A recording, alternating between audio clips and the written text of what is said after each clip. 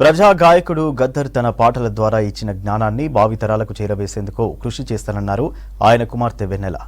All India scheduled caste rights protection society ఆధ్వర్యంలో tank bund పై అంబేద్కర్ విగ్రహం దగ్గర గద్దర్ వర్ధంతి కార్యక్రమాన్ని నిర్వహించారు. గద్దర్ చిత్రపటానికి పలువురు సొసైటీ నాయకులతో కలిసి వెన్నెల పూలమాల వేసి నివాళులర్పించారు. గద్దర్ ఆశయాలను కొనసాగిస్తూ రాజ్యాంగాన్ని కాపాడుకోవాల్సిన బాధ్యత గద్దర్ అభిమానులపై ఉందన్నారు సొసైటీ అధ్యక్షుడు రాజుస్తాద్.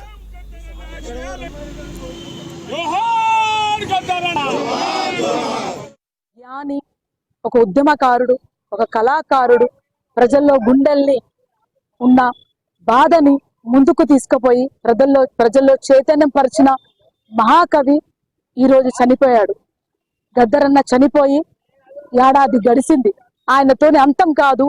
ఆయన అందించిన జ్ఞాన జ్యోతిలో రానున్న తరానికి ప్రజలకు అందజేస్తామని యావత్ Telangana, Andhra, south India, north లో అందరూ పలు చోట్ల గద్దరన్నని తలుచుకుంటూ ఆయన పాటలు పాడుకుంటూ చాలా ప్రేమతోని, కన్నీటిమయ ప్రేమతోని గుండెల్లో ధైర్యాన్ని నింపుకొని ప్రజలు వాళ్ళే ఫోన్ చేసి అక్క టైమింగ్ చెప్పండి మేము వస్తామని వస్తున్నారు.